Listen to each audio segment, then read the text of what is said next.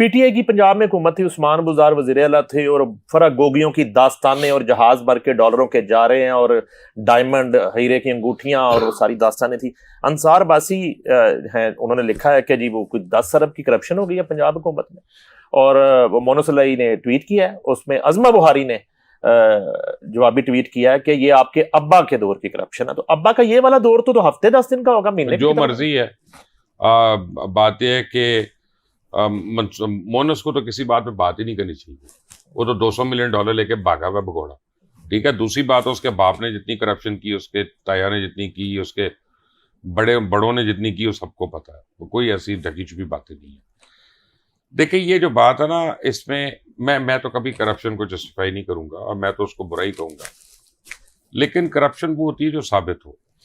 ये audit committee की जो रिपोर्ट्स होती है ना जी, ये एनोमलीज के ऊपर इजहार कर रही होती है कि ये आपने ये इसकी रसीद नहीं दी, क्वेश्चन मार्क्स होते हैं, ये रसीद नहीं दी है, इसका आपने ये खर्चा बताया, इसकी सपोर्टिंग डॉक्यूमेंट कहाँ है इसका। और वो मुख्तलिफ डिपार्टमेंट्स में होता है। वो कोई ये नहीं है कि एक जगह पे किसी ने 10 अरब खा लिया।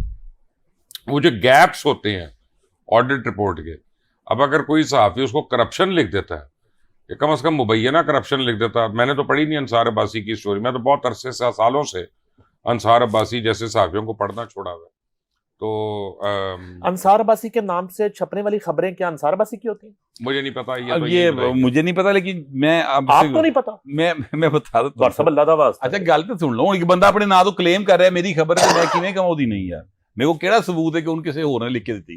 जो मैं बात कह रहा हूँ वो सुन लेना। मैं ये कह रहा हूँ ये है कि और लोगों ने लिखी होती है उनकी स्टोरी, मशहूर है ये। अच्छा ये वैसे सबूत कोई नहीं है। ये वैसे एक और शख्स के बारे में भी ऐसे ही है, वो शाहीन से भाई पाकिस्तान से भागा हुआ एक करेक्टर है, उसके बारे में यही था। वो एडिटर रहा है एक अंग्रेजी अखबार का, बहुत बड़े अंग्रेजी अखबार का, और 2 का रहा है बल्कि, डॉन का तो मैंने याद है, दी न्यूज का भी चीफ एडिटर। फिर उसने जनरल फैज का मीडिया सेल ज्वाइन कर लिया। हाँ जय, वो अभी भी वहीं पे है, अभी उसी मीडिया सेल में है। लेकिन उसके बारे में यही था। मगर जो खबर आप डिस्कस कर रहे थे वो मैं आपको बता दूं, असल में ये ऑडिट पैरा होते हैं और इनके ऊपर इरेगुलरिटीज का इल्जाम लगाया जाता है कि ये इरेगुलर हो गया मामला, यानी पहले अप्रूवल लेनी थी बाद में ली गई है, या इसकी अभी अप्रूवल लेनी बाकी है, या इसकी रसीदें पूरी नहीं है, PC1 नहीं बना, इसका PC2 नहीं हुआ। इस तरह का कुछ सीन होता है। करप्शन नहीं है इसको, ये कहा जाता है। देखिए करप्शन होती है कि जिसमें कोई इदारा आपके ऊपर साबित कर देता है कि आपने ये मालियाती गबन किया या करप्शन की है।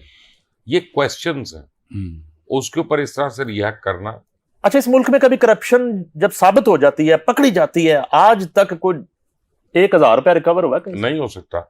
उसकी वजह कि जिसने पकड़ना है वही तो करप्शन कर रहा है, वो या उसका भाई कर रहा है। नहीं भाई हुआ है। ये जो केस है मलक रियाज वाला, जिसमें इमरान खान को 14 साल कैद हुई है, इसमें नहीं, लेकिन अभी एक बात सुनने सर, इसमें वो जमीन जो रिश्वत के तौर पर ली गई, अलकादर ट्रस्ट वाली, वो साबित शुदा है। वो रजिस्ट्री इंतकाल उनके नाम है, इमरान खान के और उनकी बीवी के नाम है, वो मौजूद है। नहीं, अब क्या नजरिया पाकिस्तान ट्रस्ट कायम हो गया? अब सुन लें पहले बात। और जो रकम वापस की गई इमरान खान के कहने के ऊपर मलक रियाज को, वो भी मौजूद है। तो ये बरामदगी के बाद ही सजा हुई थी। नहीं, वो तो इस केस में ऐसा आपने एक कोर्ट केस कर दिया, बट जनरल एक रूल ये है कि यहाँ पे करप्शन की कोई सजा नहीं, और आज तक किसी को नहीं। इसलिए तो बार बार होती है करप्शन, इसलिए तो हर रोज होती है।